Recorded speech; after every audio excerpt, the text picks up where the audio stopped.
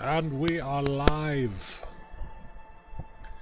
Might help if you can actually see what I'm looking at. So. Perhaps a little. And we are live. Also might help if I'm not listening to myself in stereo.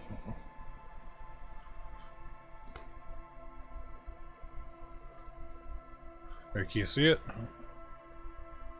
Indeed I can. Is it showing you the game by itself, or is it showing also Discord?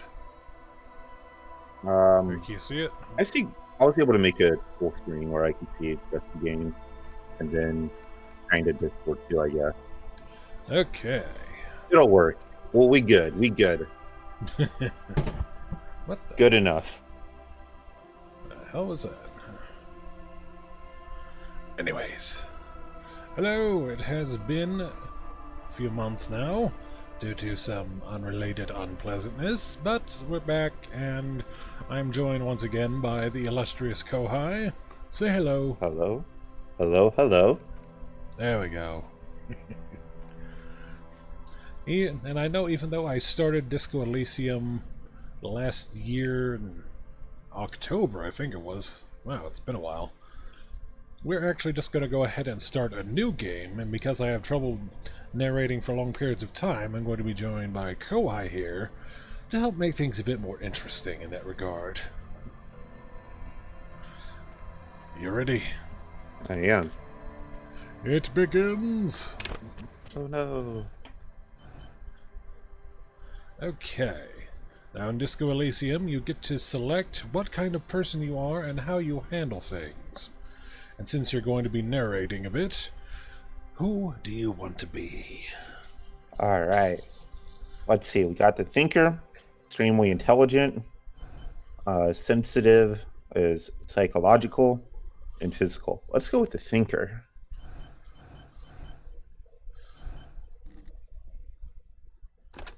Very well.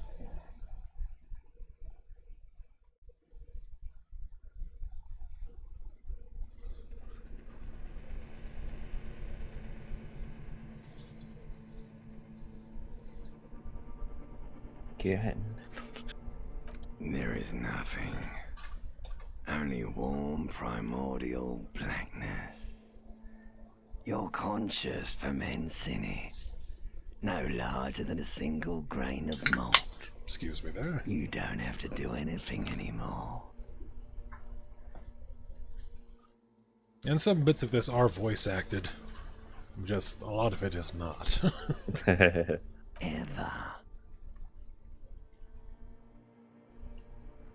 Never, ever. So you can either never, ever, or keep on non-existing. Well, I'd kind of like to exist. So let's see what option 1 is. Never, what do you think? Ever, baby. Well, that answers that. Wow. And amount of time passes. It is utterly void of struggle. No ex-wives are contained within it. This is great. Give me some more. Or what was that about X something? Oh, which one are you thinking? I don't know. Which one are you thinking? Give me some more. You got it, sweet brother. Nothing upon nothing upon nothing. Oh, just look at the options. I like nothing. I know you do, baby. I know. How about you cough up some more of that sweet oblivion? Coming right up, sir. Smooth passage. All right, got a couple options here. We can go Alonzi, why? Let's go. Or I want to get off now. I like pain and burning, white, and wanting things from people who don't know, who don't want to give them up to me. What do you think? Well, I don't know about pain and burning light. Well, let's go. All right. Nothing town to fuck all borough. All right, we got a return to the silence, please. Let's visit the ancient Zero home.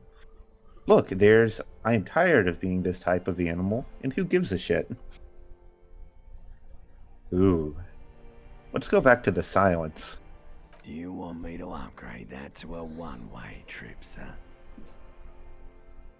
Oh, don't stop. Keep singing. Sing me the song of death. Or wait, no, I need to belittle myself instead. Decisions, decisions. What are you thinking? Well, I did 2 last time, so let's see what 1 does. Because if we have to start over, it's really just a few minutes there. Yeah. The song of death is sweet and endless. But what is this? Somewhere in the sore, bloated man meat around you. A sensation. I don't hope there's a bunch of bloated man meat around me. I'd be Like very a fly concerned. to the ointment, your conscience sticks to it. The limbed and headed machine of pain and undignified suffering is firing up again. It wants to walk the desert, hurting, longing, dancing to disco music. Do do do do do do do do do. Oh, wait, that was the 80s. So we got the mother help me. There's a head attached to my neck, and I'm in it. Or stop. I don't want to hear anything more about this sensation. Take me back to the formless, disembodied nothing. Well, I kind of actually like having heads, even if it's attached to a neck. Let's go with option 1. Even if? The stench of liquor rises from your mouth, and with it, an ungodly headache. That sounds unpleasant. So, we got a couple options here. Either help someone, cut my head off, it's trying to murder the rest of me, or who am I? What sort of creature does this to their own mouth? What creature does do this to its own mouth? Let's find out. A fiery streak penetrates your skull, trying to force your eyes open. It's a sound, a clarion call from hell. Those are the worst.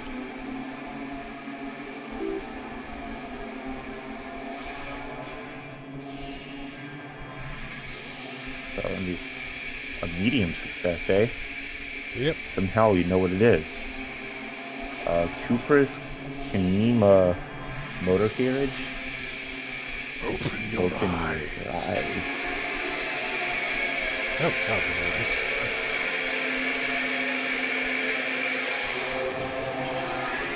Oh, we're doing great.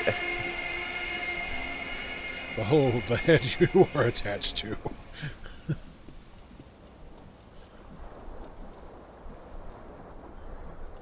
So, what should we do first? All right. Looks like we got a killer headache. Best way to fix a headache or a hangover or whatever's going on is to drink some more.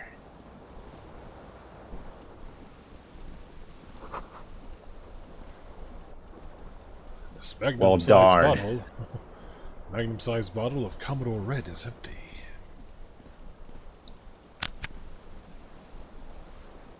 Hold tab to highlight.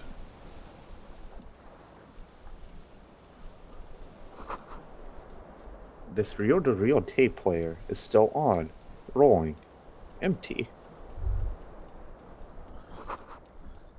Looks like someone tore out the tape while the song was playing. Empty cassette case. What are we gonna do with an empty cassette case? Why is there a shoe-looking thing on the wall? Good question. Oh, we got a green left shoe. Maybe we should put on some pants. Yeah, that is an improvement. That's trousers. Perception hearing. You hear a jingle. Keys are clinking in the pocket of your flare-cut pants. Let's Let's fish them out. Perception. Sight. It says whirling in rags on the aluminum keyring. There's a single key on the ring. The number 1 is etched on it. It should open the door. But which door? That is a good question. Got a challenging success. The Whirling in Rags is a hostile cafeteria on urban coast frequented by dock workers. Amazing. What's that thing on the fan whirling around? Let's find out.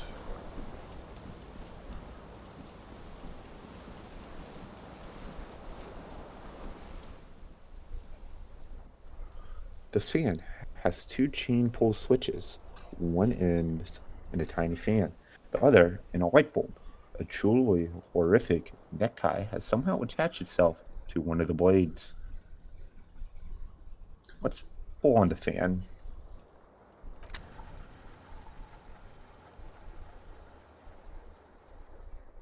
Now we should be able to grab the tie. Oh, excuse me. What the hell is that? You swoop up and catch the tie. Snap. It's released from the blade. That's it, we've won the game. Want to pull on the light bulb too? Sure. What you have in your hand is a truly hideous necktie with 4 or 5 different patterns. The knot reminds you of a noose. That's lovely. Oh, yeah, that's not doing good. Let's turn off the light. Lights are off. We shall leave now. Light goes on, light goes off, light goes on, light goes off. Now What are you thinking we should do? Just walking around with one shoe, pants, and a necktie. We can put on a coat. Disco ass blazer. Some more stuff in here.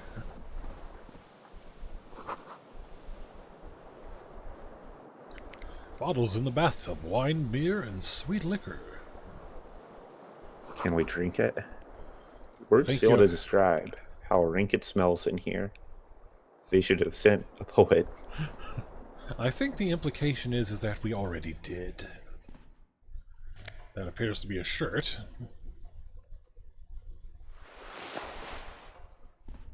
Got a white satin shirt. See, we're getting a bit more put together. Slowly but surely. A mirror hangs above a bent and broken sink. In a fierce discharge of masculine energy, someone has ripped half the faucet off. Was this not the same Ellen that founds empires and lays waste to cities, virile, uncaring towards the little things? Maybe. Probably not, no. I stand corrected. Hot water sprays from the faucet's base and steam covers the mirror. You cannot see yourself, just a vague impression of a man.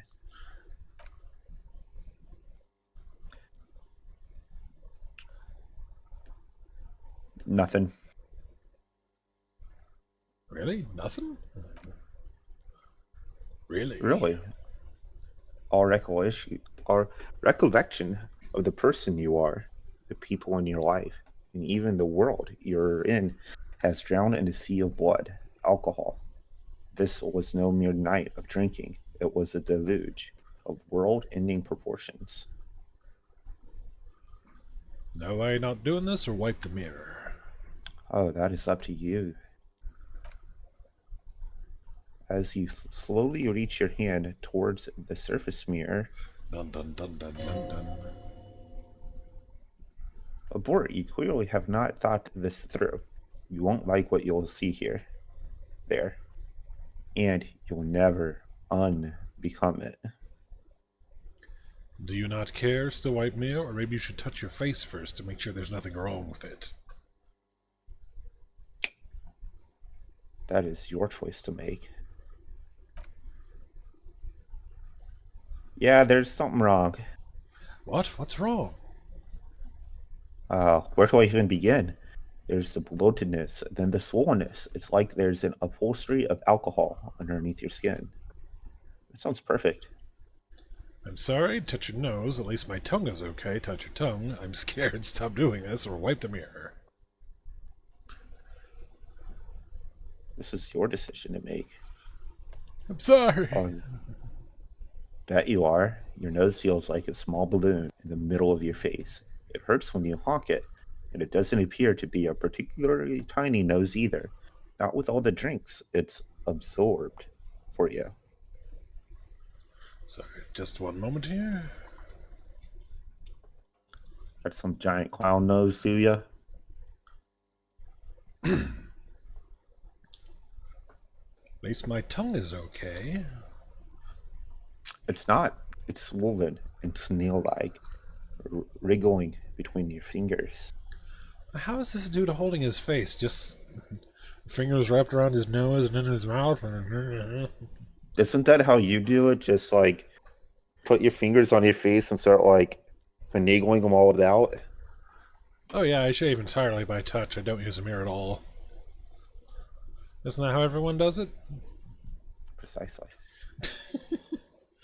I'm scared. I want to stop doing this. No, let's just wipe the mirror now. Behold. Behold. You have no idea who this thing is, do you? Dear Lord, help me. What is this? Of course I do. It's Is it some kind of superstar? I think I'm a superstar. This is the face of a late stage alcoholic.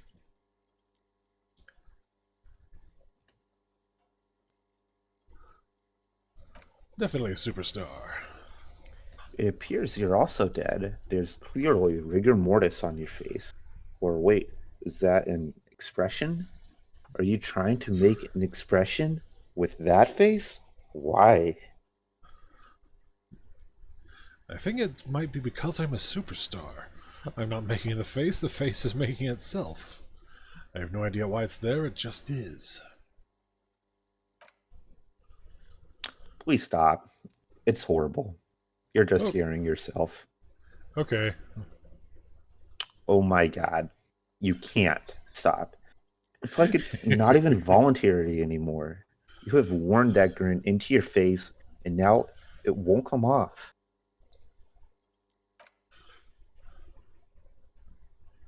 What does it even mean? What is the emotion you're trying to convey? Superstardom. God, I don't know. It's indescribable. I think it's supposed to look suggestive. I'm afraid it's meant for the ladies. I'm insinuating that I'm vaguely sympathetic. I think I'm sort of pulling it off too in a sad has-been kind of way. There is some charm to it. It's an expression of pain. And it's pretty indescribable. You should check yourself for a pulse, because from here, it looks like a cadaverous spasm. Check for pulse. You find no sign of life on your swollen neck. However, putting your hand on your chest reveals an irregular heartbeat. You appear alive for now. Dig deep into your mind to locate the source of the expression. Electrochemistry, attempt to stop the expression from happening, or let the mirror be for now. Where does it come from? We have no idea. Don't know.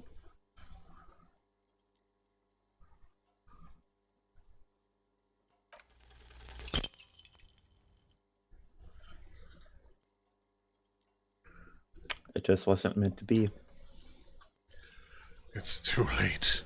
Like an image on film, the expression belongs to your primary motor cortex. It would take a minor neurological miracle for you to cease producing it. And look, that's our face now. Hooray. Hey,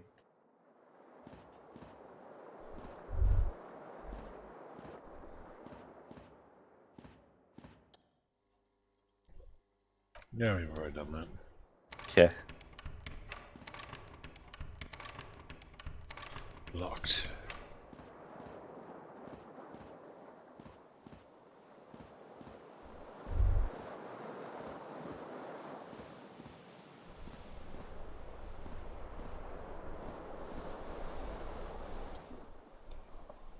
The window stands broken in its frame. Cold wind blows in. Look out. Visual calculus. Assess the damage. The shards face outward. Whatever broke this window came from inside.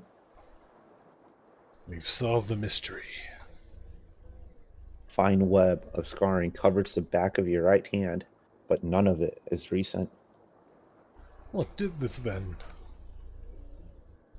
More likely a projectile than a held object. There are no fragments on the floor when you tool back in after the impact. Wait, what am I doing? Something you've done before. Assess the size of the impact. It's too large for a bullet, yet too small for a piece of furniture. You're looking for something heavy and then larger. Then your fist. A coconut. The single green shoe you found fits the hole almost as well as your foot, would have also been heavy enough if thrown with force. Congratulations, you smashed the window with your own shoe. Now you only have one. If you're lucky, you can still find the other on the balcony outside. The door to it should be outside your room. Maybe it wasn't me. You mean someone else took your shoe off and smells the window with it? Maybe. This person also forced the drinks on you? It's possible. I should get the shoe. Cool wind gushes in. Your toes curl up from the cold.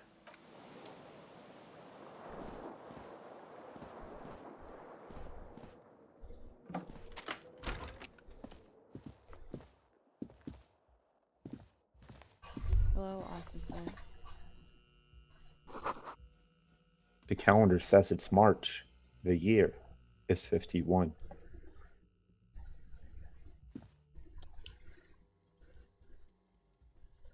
Oh, I'm not going to be able to pronounce that name.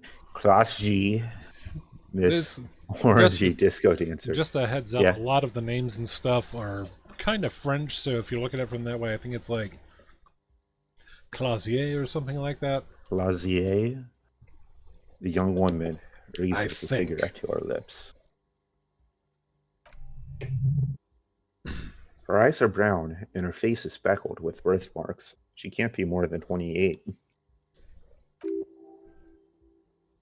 The silver jumpsuit falls off her like steel armor, sparkling. This is the sparkle of too many nights out on the city. Officer, am I military personnel? No. Uh, no? She seems perplexed by your question. Wait, I know, I'm a businessman. Chief executive officer, right? Then why did you call me an officer? That's straightforward. Because you're a police officer, sir. She's pulling out her cigarette. You're shitting me. I'm not. Unless you've been shitting us all this time. Still smoking. All this time? You've been here for 3 days. On official police business, no less. And what business is that? I couldn't say. In truth, so far, mostly drinking. The mystery is, what's at the bottom of this bottle? You have no doubt about drinking, but do you strike yourself as a tight-lipped drunk? She must have heard something. I might not know where I am, or who I am, or what a Kupri Kinema is. How I know what one sounds like.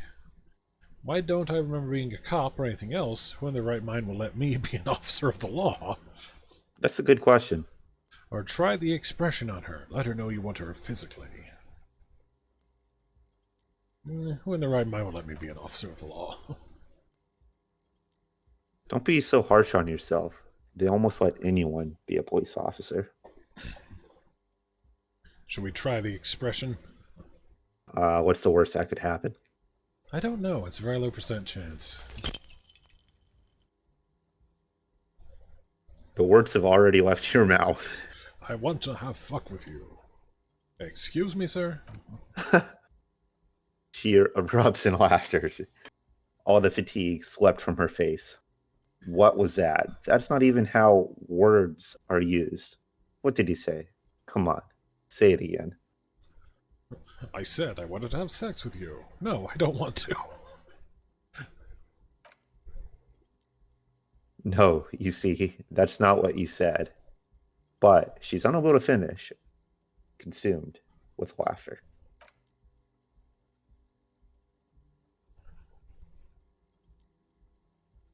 Come on, man, pretty please, one more time. I said I want to have fuck with you. Find someone else to laugh at. Goddamn right you did, you crazy asshole, you. She wipes the tears from her eyes. What kind of cop are you? I'm a cop of the apocalypse. Superstar cop, it's been established. I'm sorry, I don't know why I said that. You're pretty. I'm sorry, I'm the sorry cop. I'm not sure I'm a cop at all. I don't remember being one. I think I might have lied.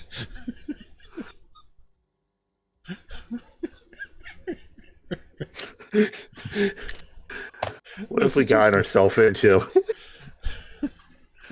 Oh, wonderful experience. Not yet.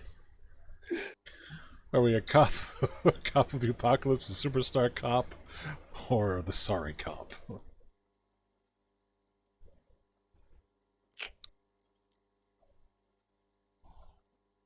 think what I want to keep doing is what you're interacting with, I'll voice, but I'll allow you to make the decisions. I'm a cop of the apocalypse. Has the time come already? She raises with an eyebrow. Yes, we are mere minutes away from the total collapse of reality. Cops walking around with no memory of who they are saying what I just said. The end can't be more than 2 days away. No, we still have some centuries to go. 2 days sounds accurate. You're one intense cop. Anyone ever tell you that? Yeah, I guess I'm pretty intense. I'm sure I'm usually less intense. I don't know why this stuff is coming out of my mouth. I wouldn't know. I have no recollection of anyone ever telling me anything. Yeah, I guess I'm pretty intense. All right then. Looks like I should go and prepare for what's to come. And thank you. This has been a delight. I do hope it happens sooner. Otherwise, she extinguishes her cigarette. It's gonna suck for you later when you have to interrogate me.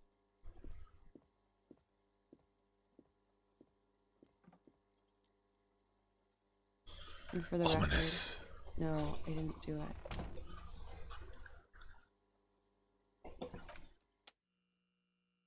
What didn't you do, huh? Looks like she left a nice long stub in the ashtray. It's still smoking.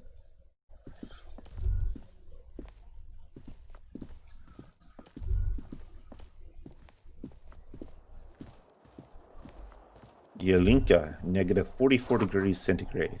Snowstorm. I think there's something on the table. 40 cents. 40 real. Ooh, the reservation. Oui, oui. Home, home. I apologize to any French viewers right now. Yeah. Sincerely.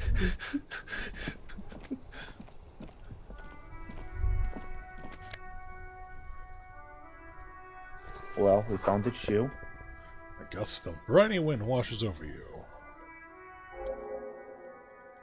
Composure. They both are. Two identical shoes. Both copiously green. Indiscriminately snakeskin. Stylish. United on your feet. We are styling. Like, look at our face. Yeah, Like really, two just baby look at it. crocodiles. Wait, these don't look like normal cop shoes. How do they fit? How do they fit? Good. They're balanced. Comfy.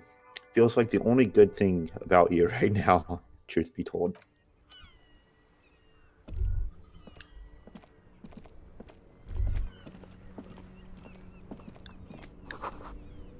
The smell of the sea makes you dizzy. Must be all the salt.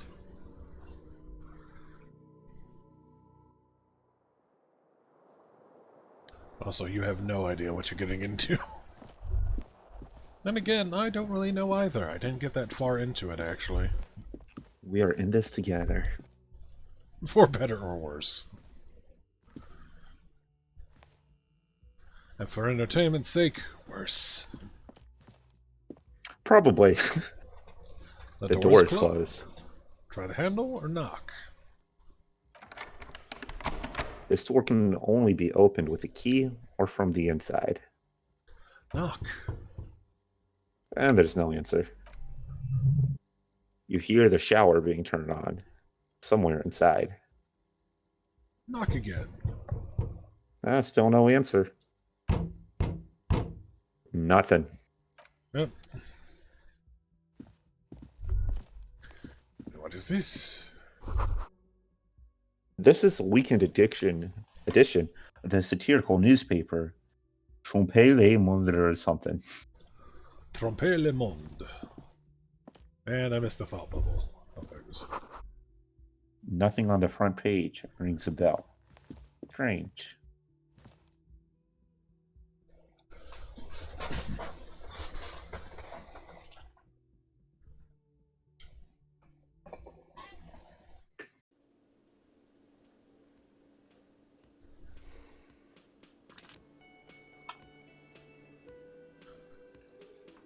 This is my jam.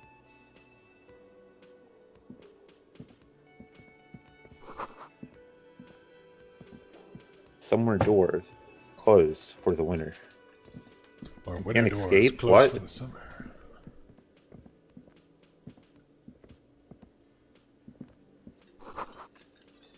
The speaker is connected to the radio. The music is seasoned with static. Where are you going? Only way you tell it to. I'm trying to click the thing there, but it keeps not doing it. Unless I examine it from down here? Oh, okay. A big karaoke mic just waiting for someone to sing into it. You do not want me doing that. You should totally sing karaoke here. The first chance you get, your emotions need to be expressed. People need to know of your vast oceanic soul. My soul is immense. My soul is modest. It's normal size. My soul is puny. My soul's cubic content is obscured by the hangover. Of course, at this point, precise moments of your soul can only be performed from the outside. It needs to be heard through a PA system by other people. This goes well with the theory I'm developing, that I'm down on my luck superstar person. What should I sing when it comes to it? Who is mistakenly identified as a cop for his prominent jawline? Yes, sounds likely. You should probably go on stage and pose for a moment when you're done with this thought. See if it works. What should I sing? You should sing the Sad Small Church song from that tape you found. I thought it was obvious. Of course, they'll really get a gauge on my soul with that one. I was thinking maybe I could sing something happy, get the crowd going. No, don't. Don't sing happy. No, don't sing the happy song. It's stupid. Sing the sad song. It's profound. You need another copy of the tape first, though. The one upstairs is destroyed.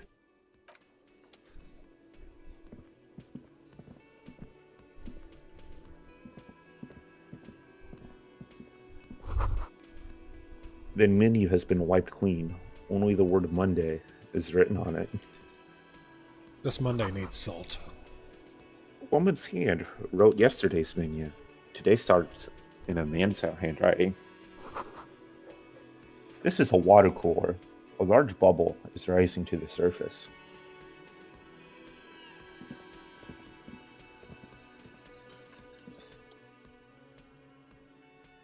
Carte, the cafeteria manager. I believe that's a G. Yeah, Jarte. Galt. I think it's just A Gart. a man in his late 20s stands behind the counter, inspecting a stuffed seabird. As you approach, he gives you a sideways glance, then looks down again. Everything is cool between you and this guy. He's a big fan. Make some small talk. Look at stuffed bird. Are you the bartender? A competent work of taxidermy. The white and brown seabird lies among piles of coasters, drying mugs. One of its wings broken. The man is trying to mend it. Duct tape. Looks like the bird was ripped off the shield that was used to mount it, most likely on a wall. This is a great skua. The seabird is a symbol of the discovery of the Insulindian Isolda, the part of the world you are in right now. A small steel tag says as much. A great skua, and I am not going to be able to pronounce that. Stercorarius squaw. What happened to the bird? Can I help you with that? That's a great squaw, right? Squaw? Skua, Probably squaw. probably. What happened to the bird? Look, your buddy is over there. Looks at the doors where a man in a bomber jacket is taping his foot on the ground. Why don't you go and talk to him, okay? What do you mean, my buddy? I'm a cop. I talk to whomever I please. He pretends not to hear you, concentrating on the bird instead. You're the bartender. No, I'm not the bartender. I'm the cafeteria manager. Oh, so a manager, just less useful. He's very animated all of a sudden. This seems like a touchy subject. What's the I have difference? 3 cafeterias to manage. 3. Sylvie tends the bar here, not me. I'm only standing in. Where did this Sylvie go? She just, you know. No, Trunks. I don't know. His eyes started from left to right. This man isn't lying, but he is hiding something. She just what? So now you're a cop? Forget it. Fuck you. Wait, that wasn't an option. Peace.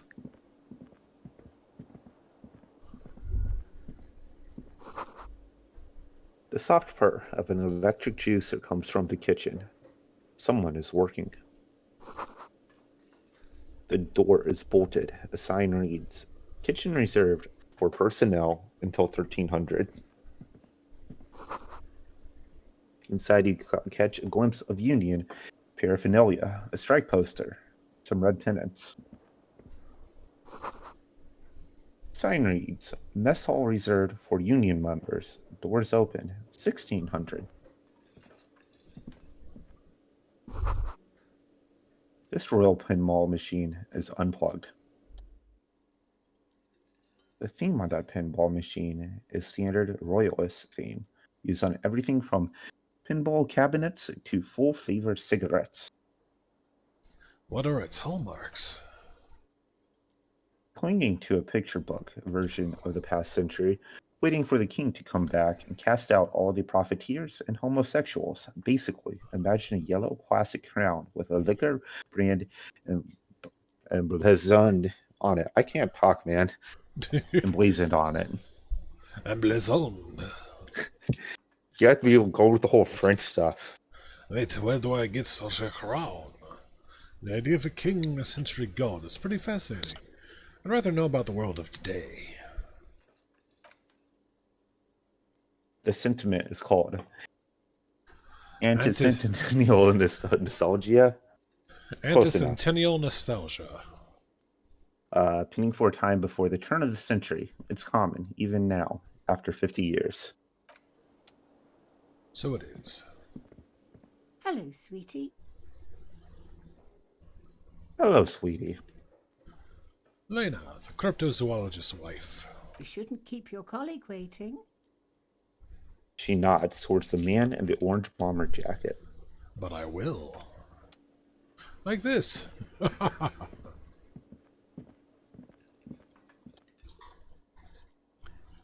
Kim Kutsuragi. A bespectacled man in an orange bomber jacket is tapping his foot on the floor. Looks like he's waiting for someone. You. As you approach, he narrows his eyes and extends his hand in greeting. On the sleeve of his bomber jacket, as well as on its black, are the same enigmatic white triangles as your blazer. Rectangles.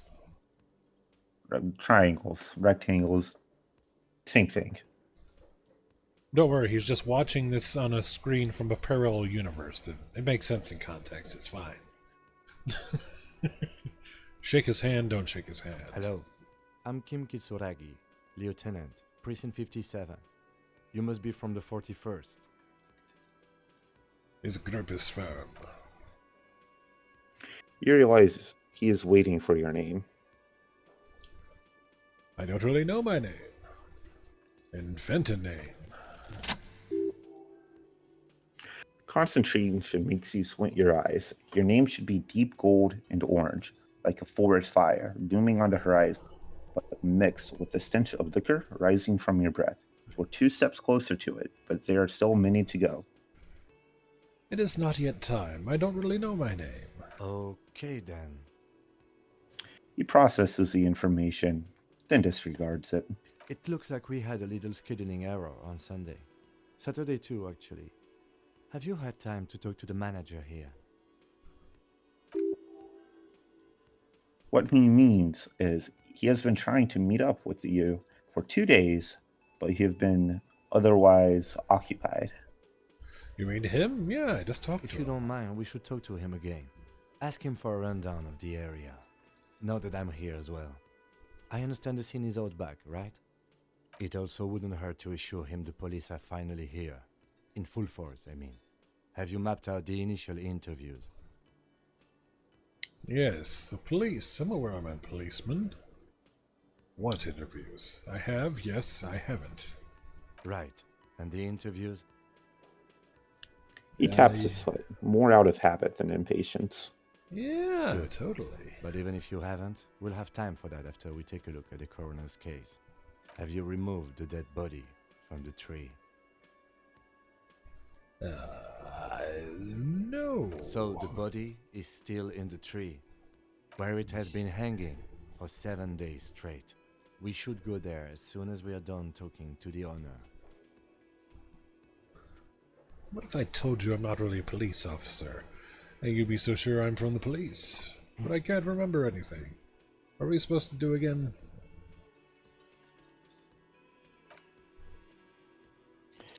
We all feel that way sometimes. There's no such thing as a police officer, I'm afraid. What remains is that there is a dead body in the tree. Someone has to figure out a way. Someone has to figure out who put it there. If we don't, no one else will.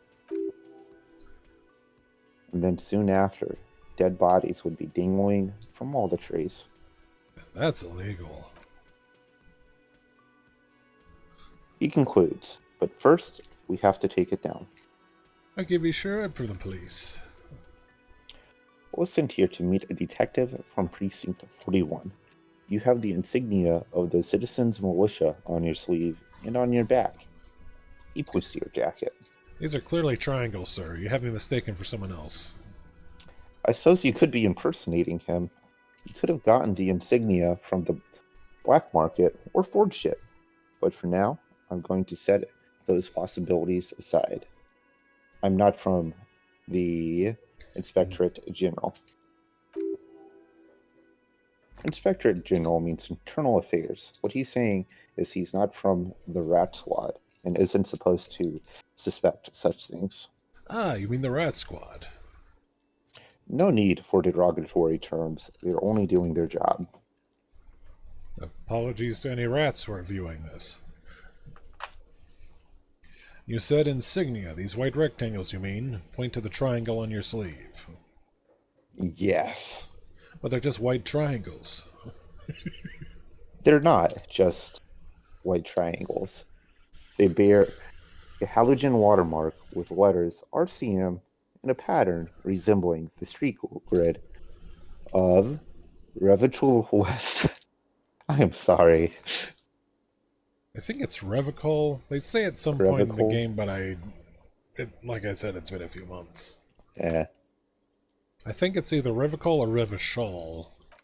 Revachol. I would ask you to step inside the headlights of any motor carriage. I am just going to restart all that. I would ask you to step inside the headlights of my motor carriage. But again, it's none of my concern. I just need you to do your job. But shouldn't I have a badge or something? You mean you don't have a badge? It was not on me when I woke up. Yeah, I have it. I'm a policeman and I definitely have it.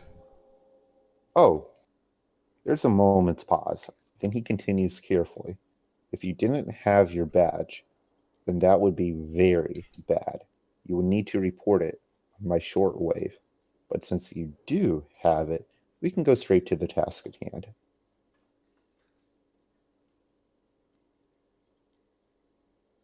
Hold on, just messing with something on the stream real quick.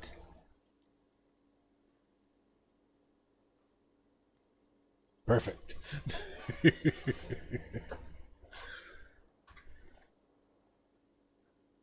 Okay, but I can't remember anything. Right, already did that. Okay. He looks at you for a moment in silence. I can see you drank last night and the night before, and that you are still drunk now. But I have seen officers go through much worse. Much worse. If you need something for your headache, there is a general store nearby. But as I said, the dead body should be our number one concern. What are we supposed to do again? Talk to the manager, then we go out back and take the body down. One more time. Talk to the manager, then we go out back and take the body down. You sure about that? Let's Talk roll. to the manager, then we go out back and take the body down. Got it. After you, officer.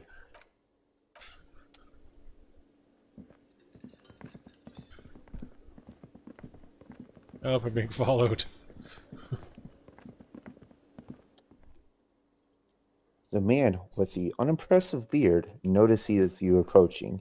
He drops the ledger he was holding and turns to the lieutenant. Mr. Gart, right? You run The this lieutenant place. glances into his little notebook. Yes. He responds tersely. I am Kim Kitsuragi from Precinct 57. This is an inter-district investigation, so joining me from Precinct 41. He looks to you, realizing he still doesn't know your name. The Harbinger of Ruin. What is golden orange like a forest fire but smells like liquor? I'm currently in between names. I'm kind of curious. Kidding me? Oh man, help me out. What is golden orange liquor? Golden orange smells like It's liquor. you. It's obviously you. You smell like liquor, and you're orange. See, everyone agrees in your color scheme. We're on the right track with the same thing. Is this what you get when you call the police now? We've been waiting for a week here. Sir, I understand your concern, but we are here to do a job. And for us to do it, I need you to stay calm. Yes, of course. He takes a step back. I know it took us a while to arrive at the scene, but it also took you a while to call us. It was you who placed the call, correct? No, I only just got here. It was probably Sylvie who called you. She usually works the bar here. I'm only temporarily taking over her duties. Excuse me. Do you have her number? As a matter of fact, I do. He looks behind a pile of coasters, finds a slip of paper, and hands it to the lieutenant. This sounds like something you can use to call the Sylvie later. You said you just got here. From where? Are you a local? What? Of Martinez? No, I live in Jamrock. I only sometimes come here to keep an eye on your place. This is just one of the many, many cafeterias I manage. You mean the 3? But you still know your way around, yes? In case we need directions. Yes, I know where some things are, but as I said, I don't live here. I just used to work here. And I'm not going to start working here again, if that's what you think. I didn't imply that. Detective? He probably means this is where you step in and ask your questions. Right, questions. Who, me? Mm-hmm. I have everything. You? He checks his little notebook. Do I have questions? Yes. He means, do you have questions for me? Like a police officer would. The cafeteria manager is clearly agitated again. He thinks you're stupid, sire. Ask him about the body's location before asking if you killed him. People give up information in the more innocuous questions, which you can later use in the more sinister ones. Not vice versa. Where exactly is this so-called body? Who killed him? Why did Sylvie go away? You know, I actually can't think of a single thing. Where is this so-called body? Behind this building, there's a courtyard. He points to the kitchen behind him. They hoisted him up a tree out there. And how do we get there then? That's easy. See that door there? He points to the west. First, you exit through that. Then, to your right, you should see a big hole in the fence, a really big one. You can get to the courtyard through there. No need for the keys. The hole is big enough for the... Why is it with them and these big old words? Franco-Nigerian. Franco-Nigerian cavalry to fit through.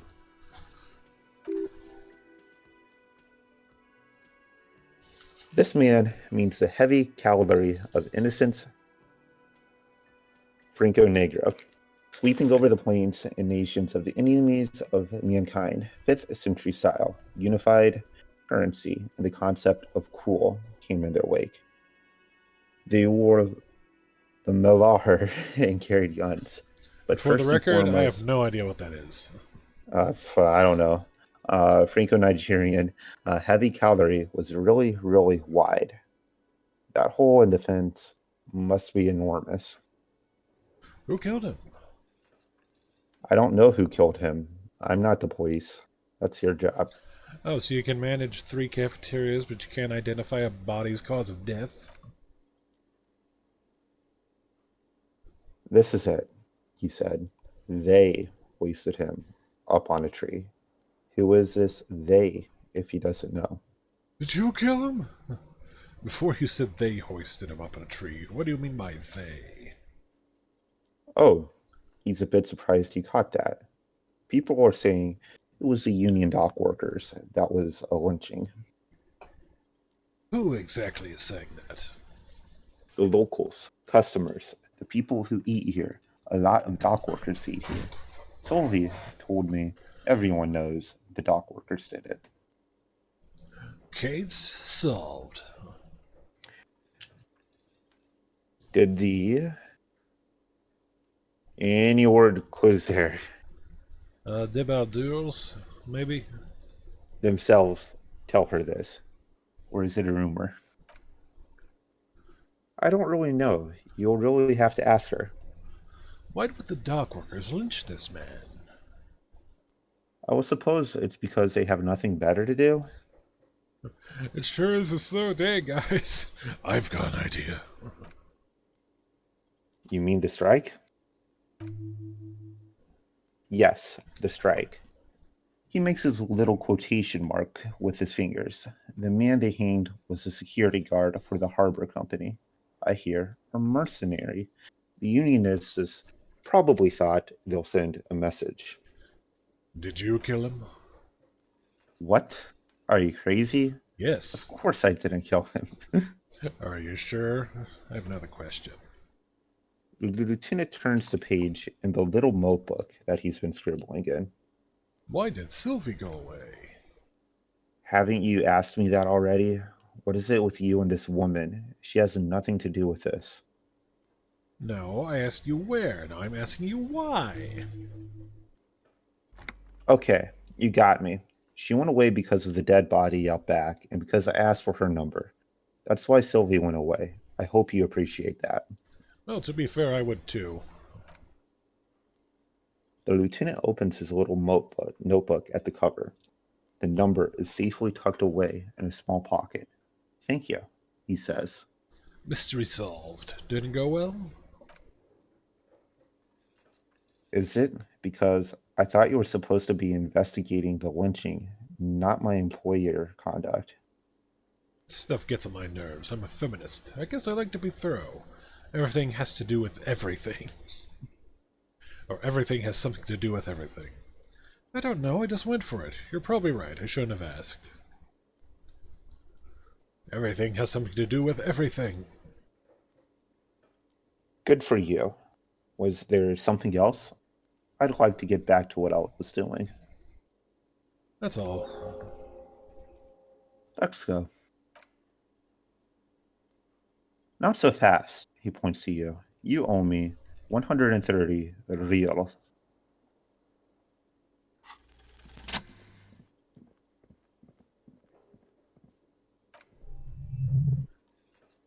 As you blow this joint, behind you, a whiny voice shouts.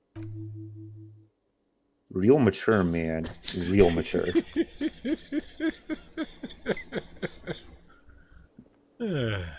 That's great.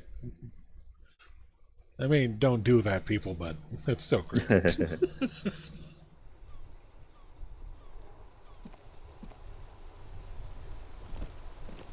Oh, we're getting all wet.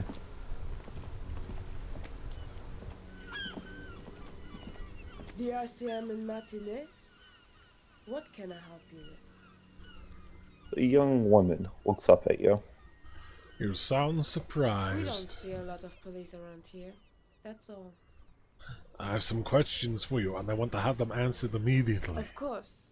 What can I help you with? Who are you? Me? I'm just a gardener. Cool, what are you doing here? Good to meet you, Mr. Gardner. Another question, then. I am pleased to meet you too, officer. We need directions. Of course. Where to? Dead Body Central. Oh, that. She points north. That's right there. In the yard. Where am I? Even all the way over here, there's a drop of death in the spring air. What do you mean? I'm discombobulated. I don't know where I am. In Martinez, sir, in the city of Ravicol. She looks around, thinking what else to say. This intersection is called Roundabout North. You chose the wrong person to do your narration.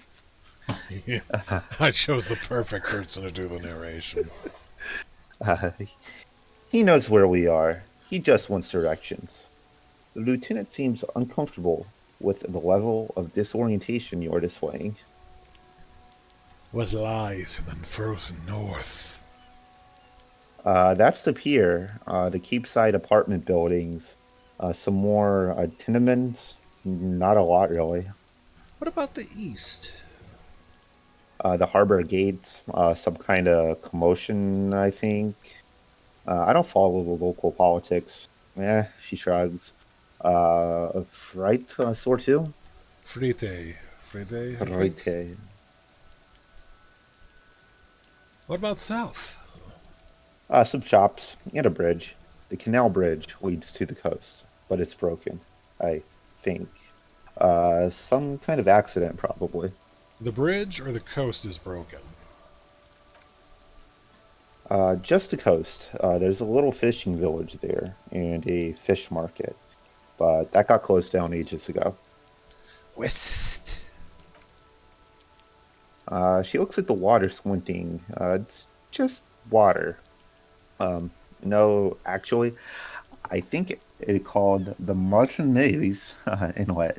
There are some islands in the bay, but they are hard to reach. I think it's just pronounced Martinet or Martinez. Martinez. Martinet. Martinacy? Definitely not that one. Marty and Ace. Yeah, Martinez. Thanks, that's all for now. No problem. She nods, brushing a fleck of soil off her cheek. I have to run. Of course, I won't hold you back. She wipes her brow with the canary yellow glove. If there's a corpse, then you're going to need those gloves for the autopsy. Grab out your gloves. Sure, keep them. I have another pair. She hands you the rubber gloves with no visible annoyance. Thank you, citizen.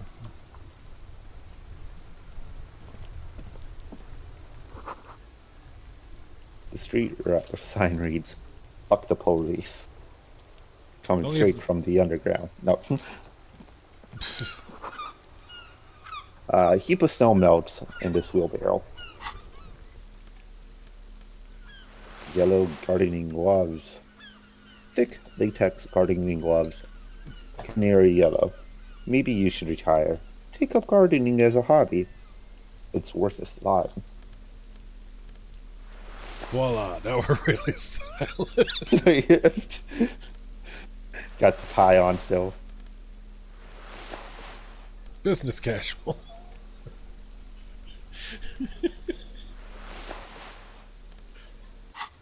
Yeah, I'm just wasting time now.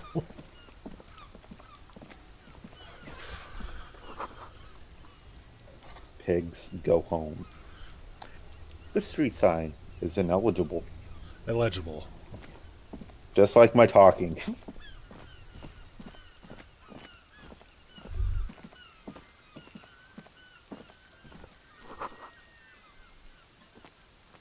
That's all you. Rue de Saint-Ghislain, 8B.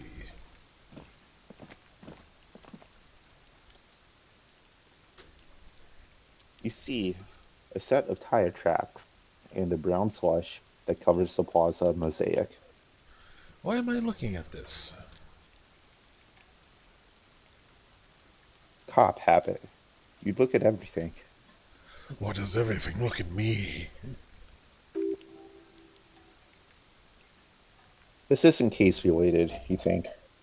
What kind of vehicle drove through here? Hard to say. Your vision is blurred, and you're having difficulty concentrating. Thanks to your relentless hangover. Visual calculus. Reconstruct the movement. The tire tracks were left here by an unknown event that took place some days ago. It's a message, written in the language of burnt rubber. Some of that rubber stuck to the tiles right in front of the whirling in rags. At this point, the driver started here, then accelerated straight into the fence, left a hole big enough for the Franco-Nigerian cavalry, according to the cafeteria manager. What happened next? The driver proceeded to back out of the yard, barely stopping before hitting the adjacent building. Before heading south. Must have been in a hurry. A car drove through the fence. Is this connected to the case? You're correct. This is a rather motor carriage friendly city. I'm not sure. There are plenty of traffic accidents waiting to happen on Martinez. With the jam right here on the roundabout, I would keep them separate. You could follow the track south, but there seems to be a canal there. See where they went. If you find the time. I think I got it.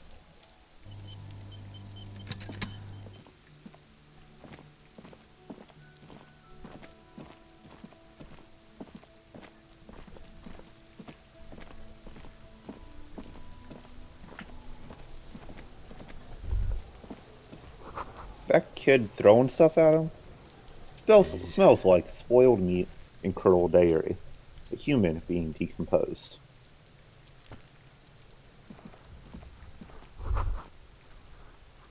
This kid's ladder is rickety, but still climbable.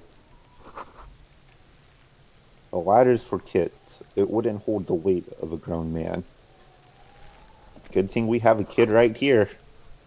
Someone is trying to grow herbs in this greenhouse.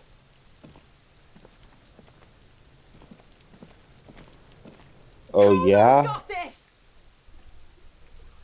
The boy throwing rocks at the dead body can't be older than 12.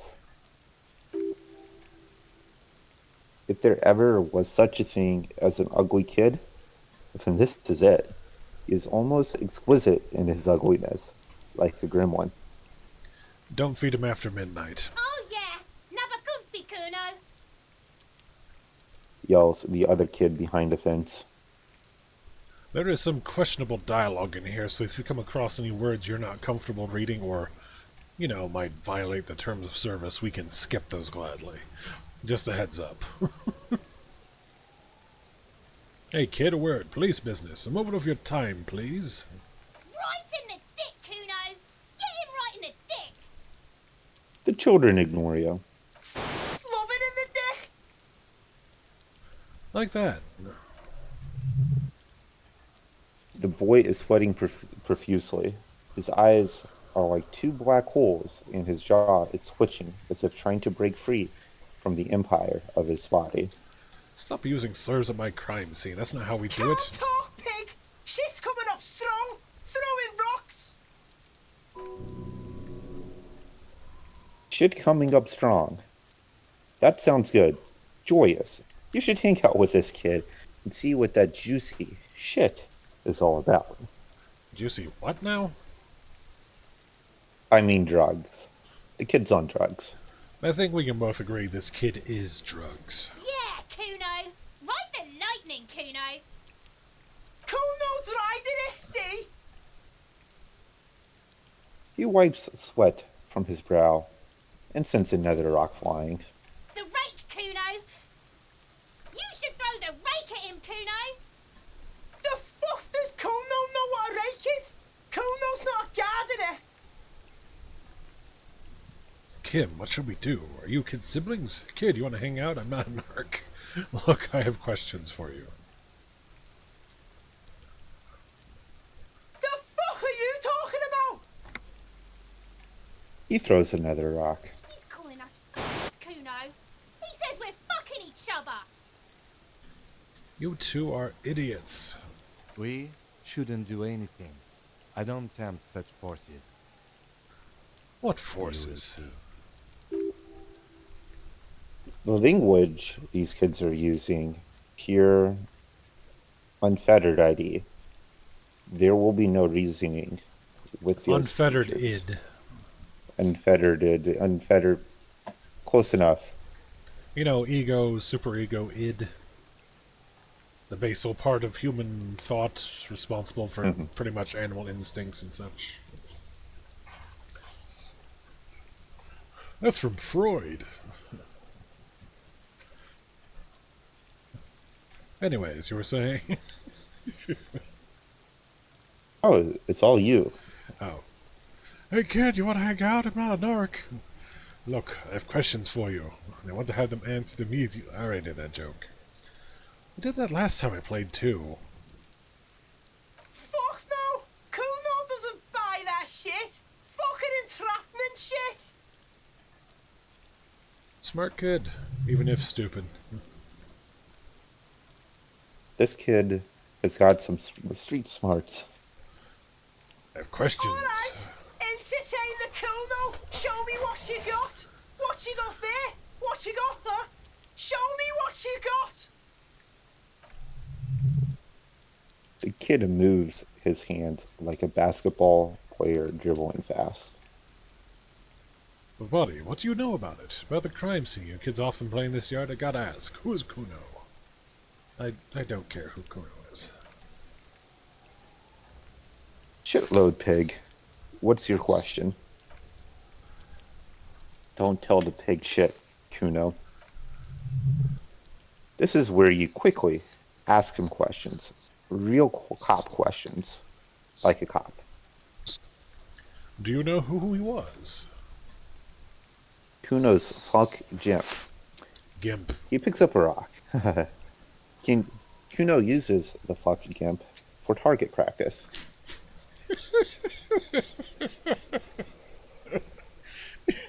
Just the deadpan way you say it.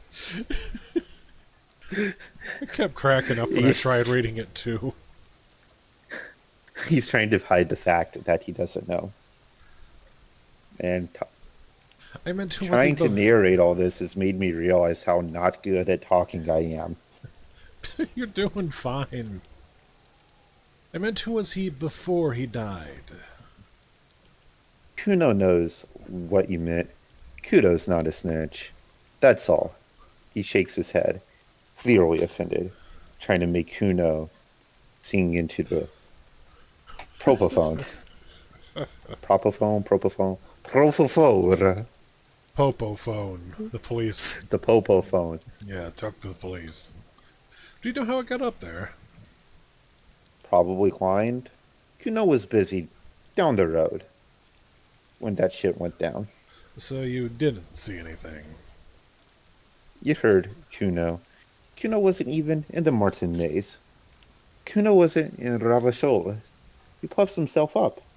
Kuno wasn't regional. Okay, where did you go then? I don't know, some fucking... He looks around, trying to come up with something. Moscow, or I don't know, some other place. Night City. Kuno was in fucking Night City. There is no Night City anywhere. That sounds like the name of a city in some pulp science fiction novel. That's a fictional city name, kid. Night City doesn't exist.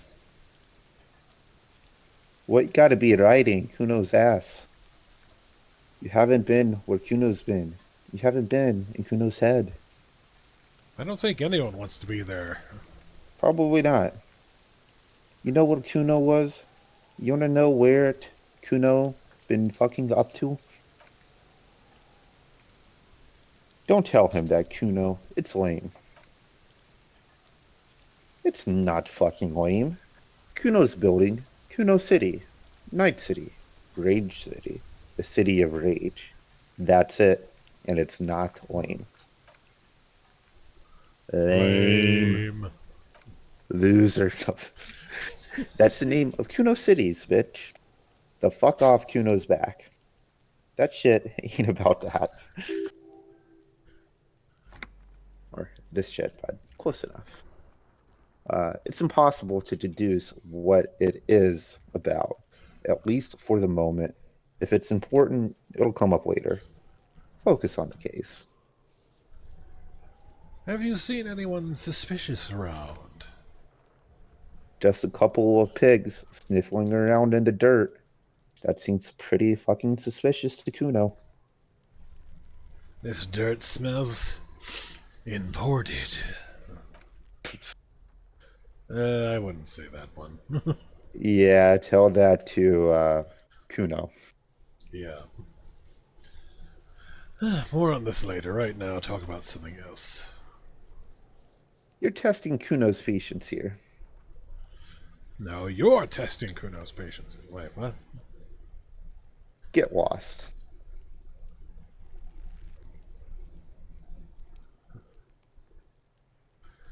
You kids play here often?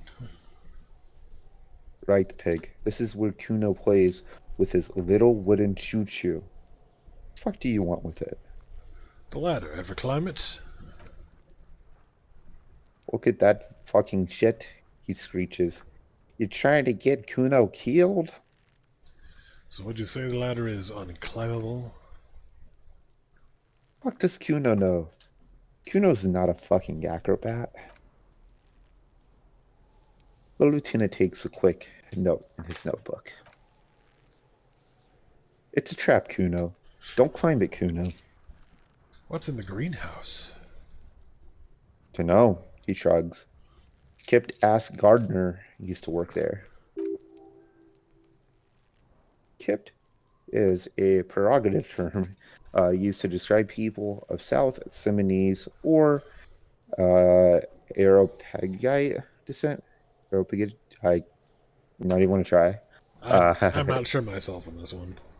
It used to be common first name among the Areopagites of Limara.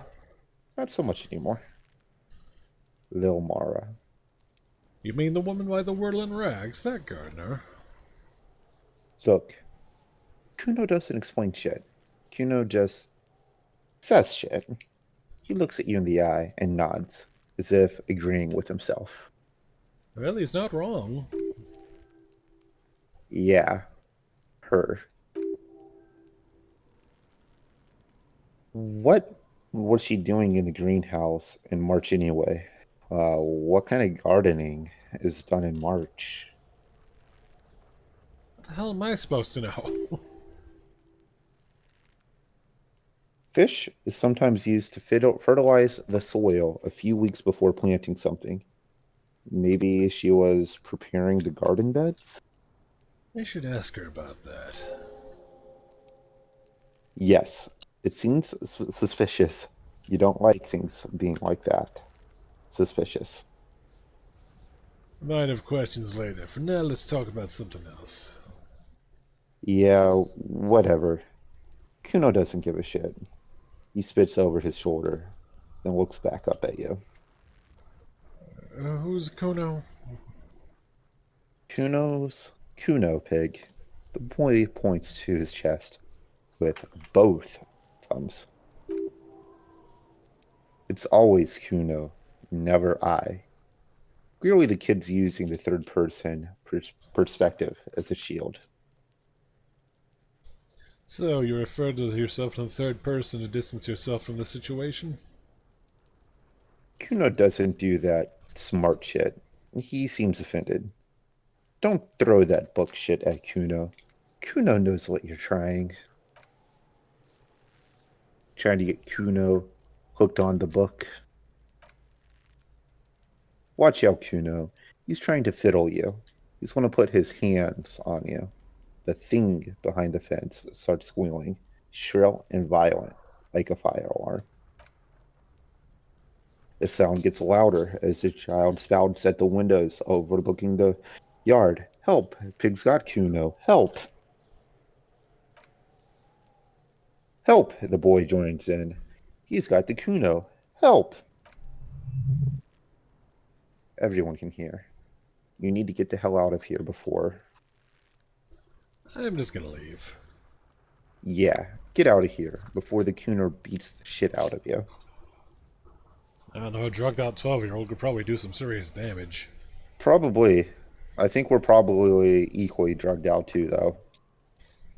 Yeah, that's right. Middle-aged man with a hangover versus a coked out 12-year-old.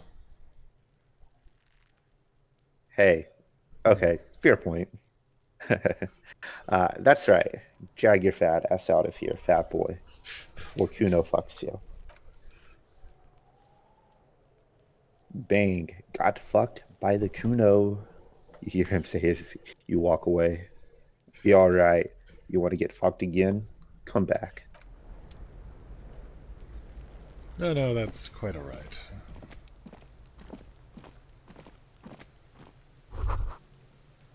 The letter R wears a crown on the ribbon below, a light above, descending. This is the logo of the municipality of Rivafo. Of Riviera. Wait, no, that's not it. Kuno's got this. The hanged man. The corpse looks at you with bulging white eyes. The face around them does not look human, swollen and ready to burst. His lips are fish-like and his tongue like a ball gag in his mouth. That's horrible. You seem to be holding your breath. Look down. The hanged man. The cargo belt twists his neck in an unnatural angle. The body below appears stiff. It's letting out an ungodly rot. The smell seeps, and even through your clenched nostrils. Why is it so bad? Active decay. The lieutenant raises a white piece of linen to his nose. It's okay to throw up, officer. No one's judging. What are you talking about? Those two over there clearly is. He's about to blow. The cops want to blow, Kuno. The smell is repulsive. It pushes in from your mouth, more instant and more familiar than anything you'd expected. More fever than odor. It fills your mind, flushing you from within.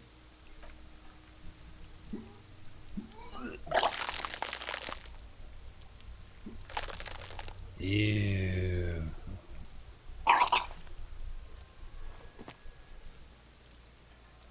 Too late. It's impossible to keep it in. Your body curls and pushes it out, burst by burst, until a pool of vomit lies under your feet and your throat stings from the stomach acid. That's a fair reaction. Yeah.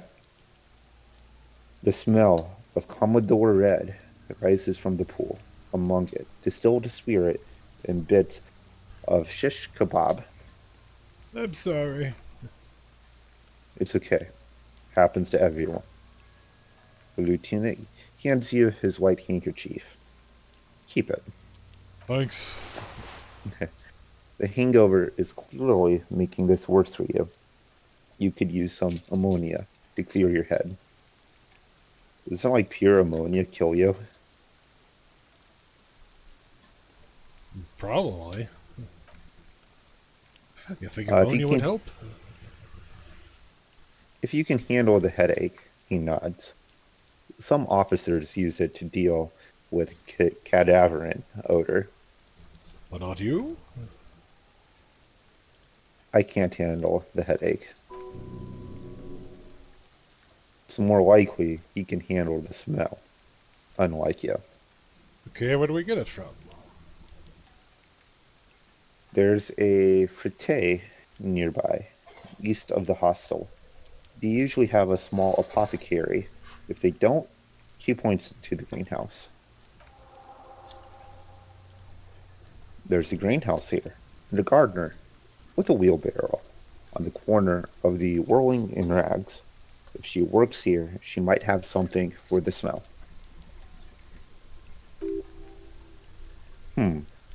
Pretty clever. Having a eh, Oh, oh well.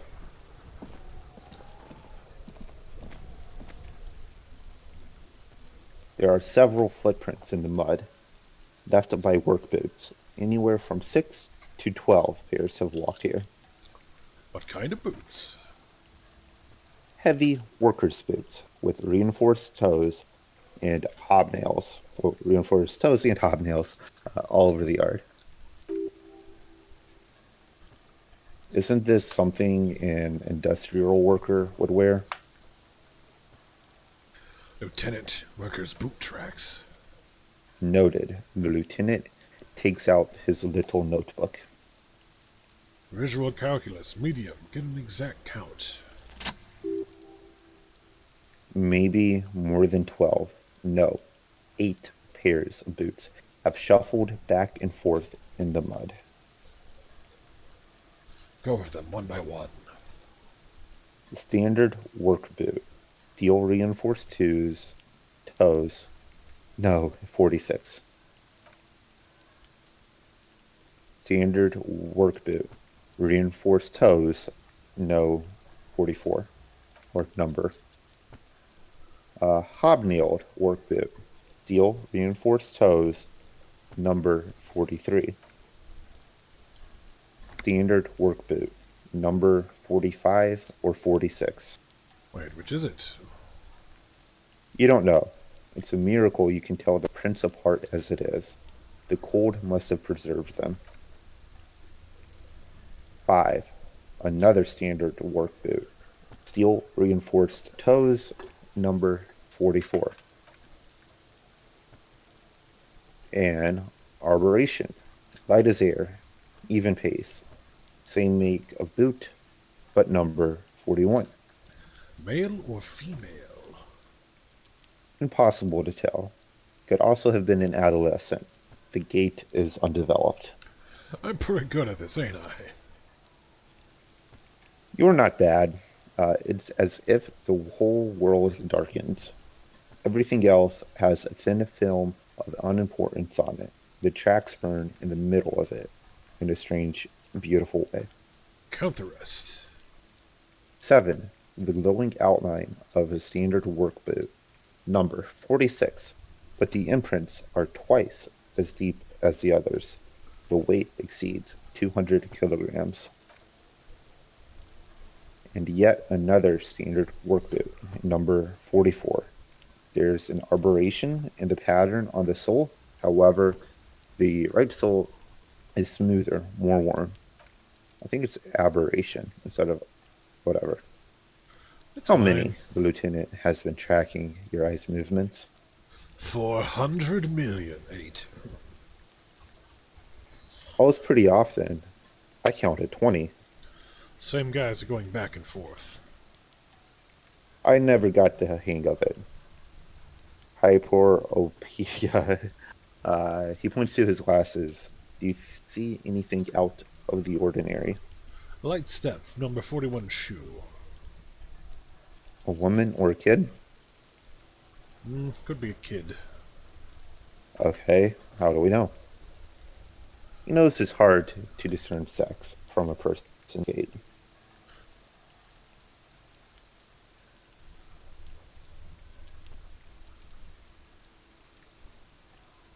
I don't. I just do. I'm just saying random things while looking at holes in the mud. I have no idea where any of this is coming from.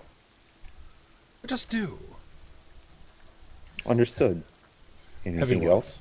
200 kilogram. Sorry? 200. He thinks for a moment. Could it be the combined weight of two people? One carrying the other who's tied up? Let's say a heavy built worker carrying a similarly built, soon to be dead man? He might be right. 200 kilograms of living weight is unlikely. One of them was carrying him over. Maybe it was a giant. It could have been an extremely obese person. From here, the boots the victim wears. The lieutenant stops mid-sentence.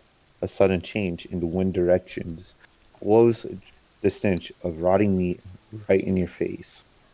He tries to continue. It's bad. Man. It's bad, man. Very bad. Before you can heave, the wind changes direction again. The greenhouse plastic flapping in its gust. He seems to be wearing some kind of armored boot. I can't see any exotic prints here. His face muscles twitch. Someone had to carry him. Are any of the other prints deep enough? No. An obese person is becoming less likely. One of them was carrying him then. Possibly, yes. The lieutenant marks something down in his notebook. But why? You're thinking, why did they have to carry him? Yes, they could have used a makeshift stretcher or just marched him up the gallows. Maybe the victim refused to walk to his own lynching, or maybe the victim wasn't conscious. You have a point there. He clicks his pen, thinking for a moment. Anyway, it's something to consider. What else can you see? An aberration. One soul is smoother than the other. Interesting. Let's name it the odd soul. Do you have any ideas, Lieutenant? Someone operating a workbench with a pedal, like a jointer at the harbor. He thinks for a second. Or maybe a drummer? A drummer? That's stupid. So one of the people we're looking for is a drummer? No, it's not. Forget I said it. We're not looking for a drummer. He raises his index finger. Perhaps it could be a driver. A driver would wear out their right shoe before the left. The accelerator is on the right. Nod thoughtfully. I was actually thinking the exact same thing. Interesting. If only I had come up with the idea. He doesn't seem to hear you, looking south towards the traffic jam instead. The machines are silent. The engines are all turned off. We should keep our eyes open around the traffic jam, see whether anyone strikes out as a potential suspect. Seems prudent, no? Yes. Prudent. The lieutenant writes the information down in his notebook, then reverts to the tracks in the mud. How old do you think these tracks are? A week, maybe 7 days, would fit the time frame provided to us by the caller who reported the hangar. It's not impossible. How do you know? I pulled last week's forecast for coastal Revachol, 7 days below freezing. The day before, the day of his hanging, was the last warm day. Correct again. Sub-zero temperatures would preserve the tracks in a good state. The commotion here could have taken place a week ago. What do you think happened? What do I think? A mob of people brought something heavy to the tree. One of them was carrying the victim. They shuffled around, especially under the tree. Then after hoisting him up, they stood in a semicircle, facing his direction. At first glance, this appears to be all benching. Indeed, they all stood in a row here and looked at the tree. Yes, everything fit so well. Carried him over, hoisted him up, watched him hang. This is easy. I think we have a firm understanding of what happened here. The lieutenant's eyes narrows. He's thinking to himself. Either way, he concludes. What else? Oh wait, that was your part. We've been through all of it.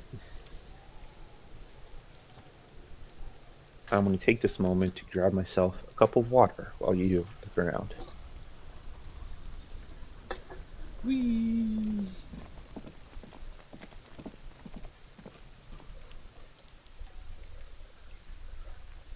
Oh, can't do anything here just yet.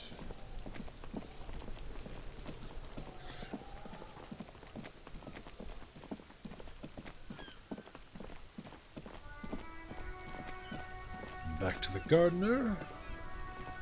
It's raining again. The young woman looks up at the overladen sky. Well, I'll wait for him to get back.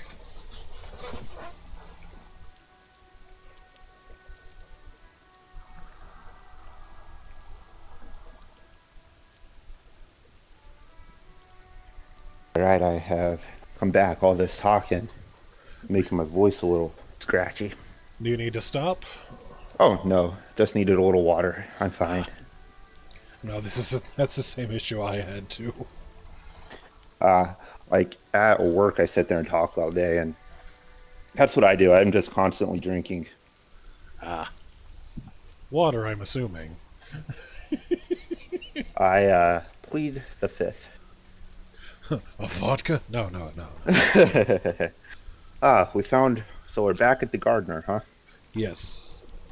All right. It's raining again. The young woman looks up at the overladen sky. It was clear just an hour ago. My partner told me you may have ammonia. Can I have some? Tell me, what exactly have you been doing in greenhouse? In March. What is this? Fuck the police business. Coming straight from the underground. Sure. I'm done with it. She takes a small capsule out of her breast pocket and hands it to you. Go easy on that stuff. It gave me a terrible headache. And definitely don't grind it up and snort it. Tell me, what exactly you have been doing in your greenhouse in March? Well, she points to her wheelbarrow, surprised at the question. This might be the last snow we get At least I hope so. Snow has nutrients in it. Helps everything green up in the spring. At least that's what my grandma always told me. She smiles shyly. Yes, think about the cute grandma, not the weird snow. The grandma is a bit too much. A bit much? What are you talking about? That's what my grandma told me, okay? And where is this so-called grandma? Don't worry about it. uh, she feels interrogated now. It's hard to say if she's lying. What You nutrients? Nitrogen and sulfur mostly. She points to the sky. And whatever factories and aristocrats exhale too. Aerostatics. Aerostatics, aristocrat. Oh shit, I skipped Kitsuragi there. Eh, Relax, miss, this is not an interrogation, we're just checking some facts. Squint your eyes and look at her intently. all you can see is the fact that her skin is a different color from yours. That's literally all. You're gonna have to run with that. Detective, you're an idiot. Yep. What does that mean? She doesn't flinch. Nothing. Doesn't mean anything. The lieutenant turns to you. We should proceed with our business in Martinez. What is this fuck the police business about? Excuse me? She doesn't understand. A street sign says fuck the police. Oh, she cranes her neck. Well, I didn't write it there. I'm just sitting here. What about the other sign? Pigs go home. Who are these pigs? I don't know anything about that either. As I said, I didn't write it. Pig is a widely used term for members of the police. It's not loving. No need to worry, the lieutenant steps in. We're not saying you did. We're also not saying you didn't. Okay, well, I didn't. She leans back, shoulders relaxing.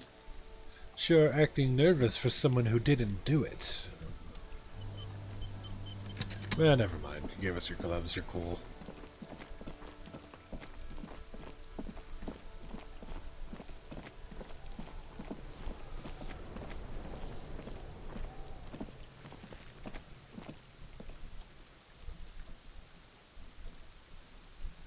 There he still is, looking right through you with his white eyes. The body below is entirely dedicated to that corpse smell. Emitting it is all it does now. Emitting is all it does now. Never mind. The ammonia only makes it worse. The combination forces tears out your ducts. You manage to keep it in once. The second time, not so much. Yeah, we get to see that again. Gargle, gargle. When the vomiting is done, your cheeks are wet with tears. Ammonia didn't help at all. Nor does the wind right now. You feel the lieutenant pat your back, rhythmically. Rhythmically. I can't talk, man, I guess. It's alright. I've seen strong men turn themselves inside out for hours. You're facing tough odds here. Alcohol withdrawal makes it considerably harder. Well, if I can't keep it in, I've been a cop my whole life. This is bullshit. I don't want to do this anymore. I don't want to be a cop. Can we do something else now? I think I want to solve something else now. That's probably a good idea. Clear our heads. Before we can do that, he withdraws his hand from your back and looks you in the eye. You need to get your shit together. Okay. We should go talk to the locals.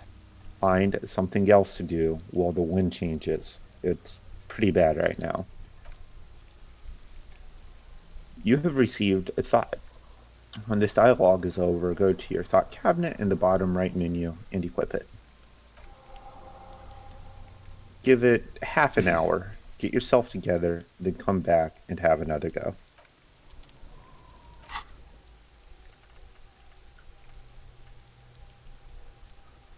All So right. You were. do you want me to read this you one, wanna- or do you want to? Oh, go ahead. Volumetric shit compressor. Temporary research bonus none. Research time 30 minutes. Problem solution. Your shit is apart, and it's rather unbecoming of a cop and a human being. It's supposed to be the opposite of that, together, compressed in a small area. To achieve a solid level of shit compression, squeeze your butt cheeks together for 30 minutes. Do something similar with 2 hemispheres of your brain. Talk to people. Maybe that will help. Internalization. Begin!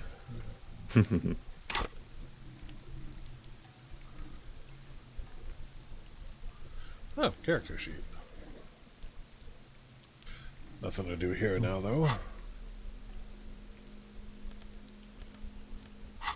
Yeah, I get why you're having such a hard time. Like, if I was narrating all of this, that'd be a lot. I went for 3 hours the first time. Oof. My voice is still getting hoarse just doing the dialogue choices. There are bottles inside. You could pick them up if you had a bag. Should go find a bag then. You could back them up if you had to pick. Wait, what? Huh? I don't know. Oh, look, is that a bag? No, it's a mail collection box. This poste de Aventurier. That's right, no matter what anyone says.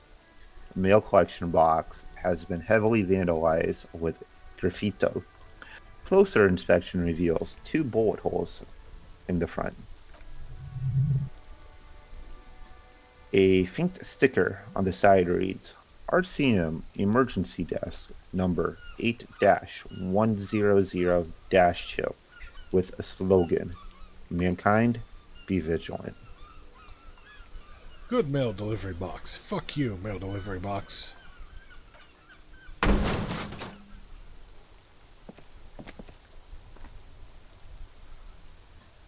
There's a hollow Saturn ring as you kick the Aventurier mail collection box. It sounds betrayed, in disbelief even. Whoops. Your toe has suffered damage. It hurts. Cool, the lieutenant nods approvingly. You really showed that mail collection box. Hell yeah, I did.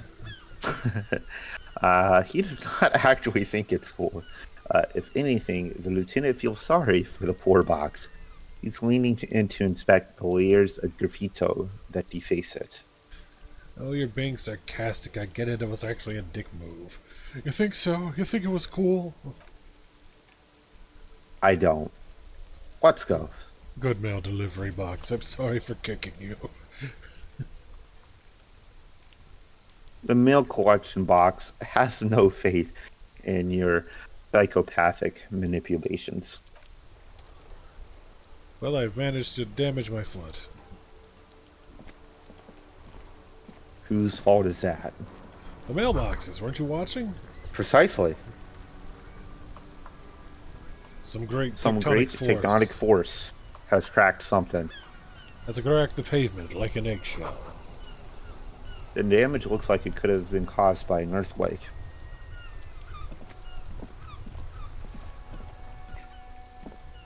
Where are we going now?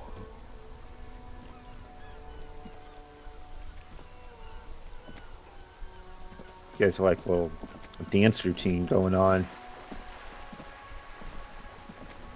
And 1 and 2 and 1 and a 2 and 1 and a 2 and left and right.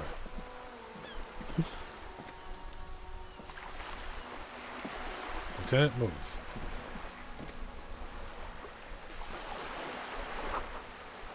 This coin-operated viewer has been banged up. Inoperable.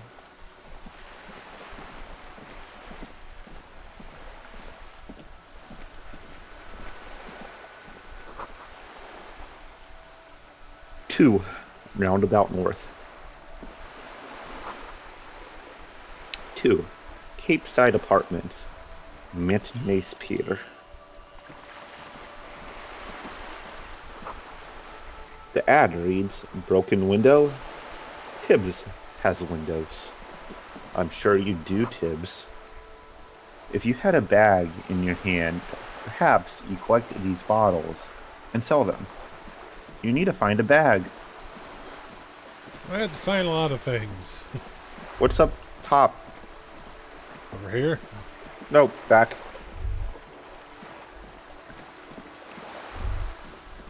Oh, over Like here? little, yeah. That's all that stuff. On the cover stands a very muscular man surrounded by flames.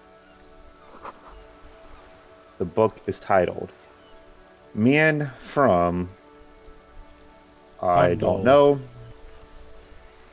Heimdall and the Wildfire. This book has a rose, a pistol, and a half-naked dame on its cover.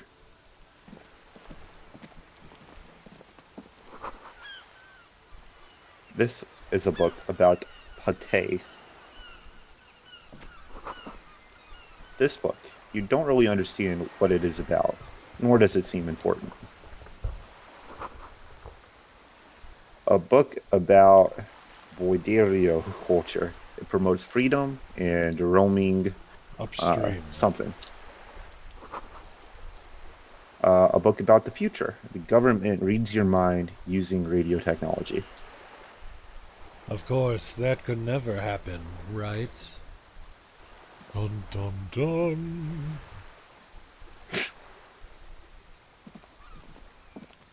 Hello, sir. Step right in. The store is open. A young girl with chubby red cheeks waves at you, smiling. Her nose is also red from the cold. Hello, I am the law. Hi. Are you interested in a new and exciting book? She stomps her feet to feel warmer. What kind of store is this It's a anyways? bookstore, sir. We sell books, postcards, and some board games. It's called Crime, Romance, and Biographies of Famous People. She crime points at the store. window. Puffed. Books. Postcards. Easy. Even a kid would know all of this. Look, girl, I know what a book is. Books are are like very long letters with stories inside them. Nah, it feels inappropriate to lecture this girl. Don't be a fool. As an expert, it is your duty to tell what you know to everyone. Don't tell me what to do. Are you okay? You've been standing here silently for a while now. Is it okay if I ask you Okay, some sir. questions? I'll try to answer any questions you have. I hope they're about books. What is your name? My name is Annette, sir. My mom, her name is Plaisance. Plaisance. Plaisance. Pleasance. She owns the store. She's inside, minding the register or organizing the stock. The girl gazes at the window, then suddenly jolts, her eyes wide, as if recalling something. Feel free to step in and browse our wares. And you're standing out here in the cold because... I'm signaling that the store is open, she nods eagerly. Otherwise, people might not know. They'd miss out on the crime, romance, and biographies of famous people. I should have a word with the store owner, maybe? Such a good trooper you are, actually learning the value of hard work. I could help by brutally dismantling the free market. Just have a word with the store owner. Oh no, sir. I'm happy to help Mom by luring in customers. She stands upright and smiles like a little soldier.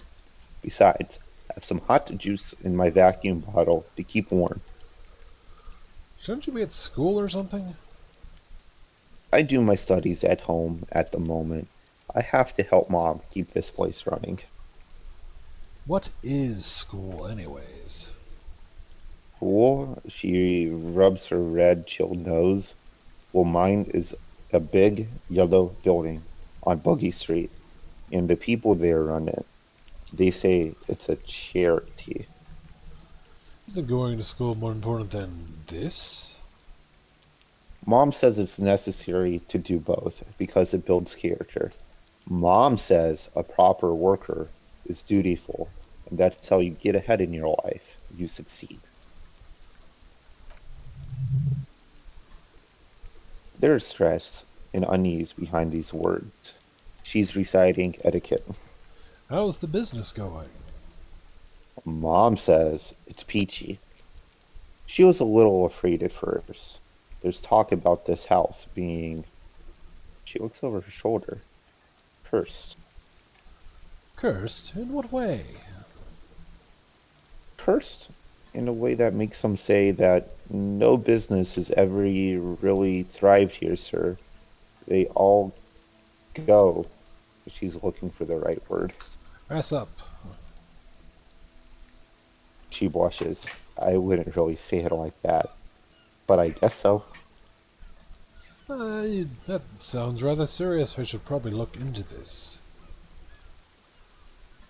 We can go into the bookstore and ask about the case, but I don't see much more to look into here. The lieutenant makes a note in his notebook. Just let me be like Scooby-Doo, damn it! That's in the show, not the dog. Yes, she chirps. Please do. Also look at our wares inside. The postcards and board games are there, sir. How does this curse manifest itself? It does not manifest itself in any way. It does not exist. I liked it better when we were talking about whether it's appropriate to stand out in the freezing weather. Sounds like someone's scared of curses. But Kim, the plasmic manifestations. No such thing. The lieutenant stands at your side, stern and serious. Ugh. The girl looks back and forth between you two. Anything else you wanted to talk about, sir? What do you know about the other failed businesses? Nothing really, sir. Mom doesn't allow me to sneak around in the back rooms or the cellar. She looks a bit disappointed. I don't really know what's there. Excuse me. Enough about the curse, for now. Annette looks at your shaved, prickly shin. How is it shaved and prickly? It distinctly contrasts with the oily mutton chops that surround it. Maybe I can tell you about some of our books instead? What is this crime business? Crime fiction is about murders or burglaries or things like that, and the work of policeman or a private detective who's trying to solve a crime and catch the criminals. Wait, not crime fiction. I need to know what crime is. Why would anyone want to read about crime? Okay, I get it. Crime murder gets the people going. She doesn't know what to say. It's that bad. Crime is what we are solving before this. Crime is what we were solving before this conversation began. Why would anyone want to read about it, though? It's exciting to people, I guess. They get to imagine dangerous things, and it's kind of like a puzzle, where you can guess who the criminal is, or how the good guys were going to catch him. I'm a policeman myself, by the way. You don't look like much of a policeman.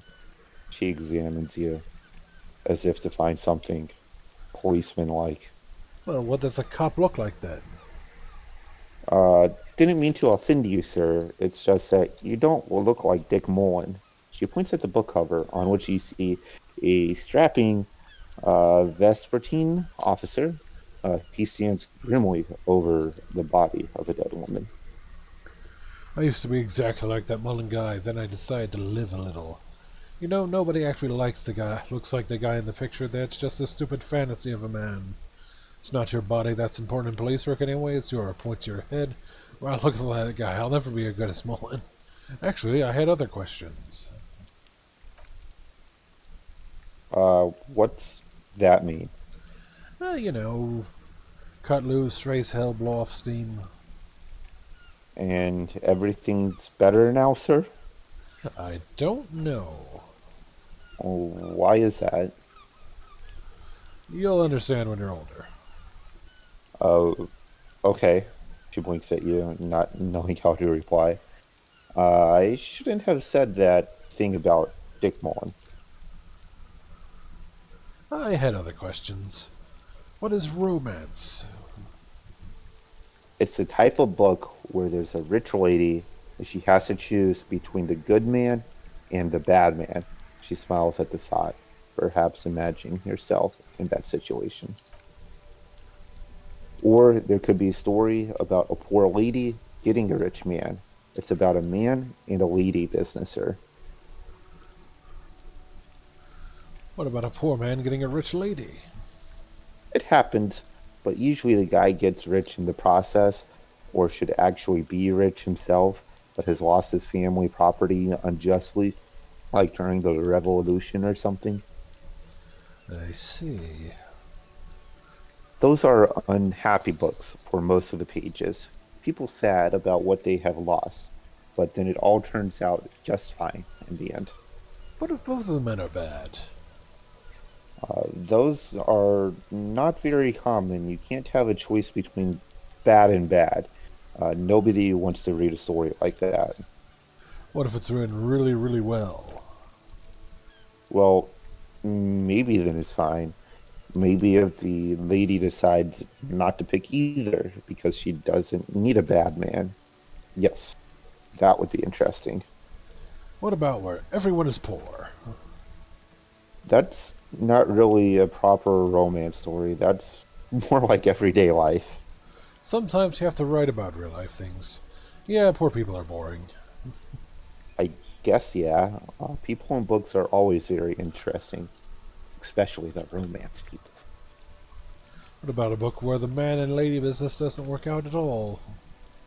I haven't read many of those. Maybe you should ask Mom. Yeah, you think she has one about an excruciatingly painful breakup? I don't think it's a romance story if the main characters break up, though. She pauses, trying to figure out the appropriate answer. No, think about it. One where they plunge into a torrid spiral of pain and reclamation. Only it's really long and drawn out, scarred for life, phantom limb. No, I don't know. She looks at you with puzzlement. Does it ring a bell? Alright, I'll ask her Mom. Yes, she nods relieved. She knows books. Definitely. That's enough romance What for me. I had other questions. was that? Maybe some of the other books. She rubs her chilled nose with her fist. Oh, sorry. I did it again. Who are these famous people? Oh, kings and queens and generals of old, or artists and writers, or musicians. Those kinds of people. There's usually something extraordinary about them. Or Twitch streamers? Moving on. She scratches her cold, reddened cheek, then continues. I think that's why people read them, to find the secrets of their fame. Seems like most people who read those books fail to get more famous from reading them.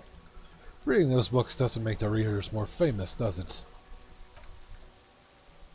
But it does make the famous people more famous. She smiles gleefully. Fame sounds delicious. Maybe someone will write a book about me one day. Fame is for vain people. I have better things to do. These famous people sound like a bunch of dorks. And that expression remains ever so helpful, but she doesn't say anything. Yeah, you heard me. Losers waste their time with that garbage.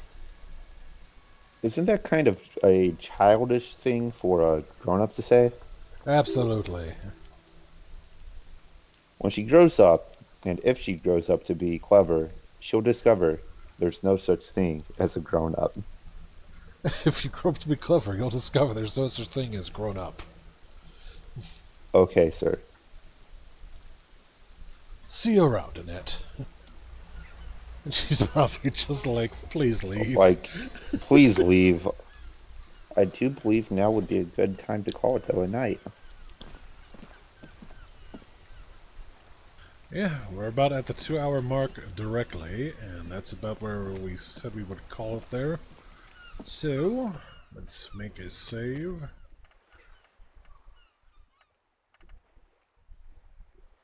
If you ever want to invite me back to horribly mispronounce everything again. There we go. Hey! You're the one who named it.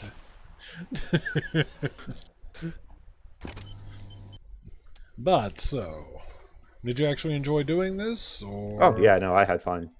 Good, good, good. Then we shall try and do this again in the future. I'll post updates to wherever I post updates to. And as always... It'll work for me. Yeah, probably about a week. So, until next time, dear viewers, have a good night. I'm MK Ultima, and this has been Kohai. And, sorry, this is Kohai. God damn it. Has been like, are we about to have another murder thing going on? This was who he was. I hope not. I'm Kohai and joining... God damn it. No. So, if I go, like, missing, I think we know who done it, and then starts pretending to be me. There's only one streamer. No. I'm MK Ultima, and joining me is Kohai, a good friend of the channel, and myself. And I appreciate you stopping by and narrating with me and playing this as well. So, thank you, folks. Have a good night. Kohai, any parting words? Have a good night, everybody. Good night, folks.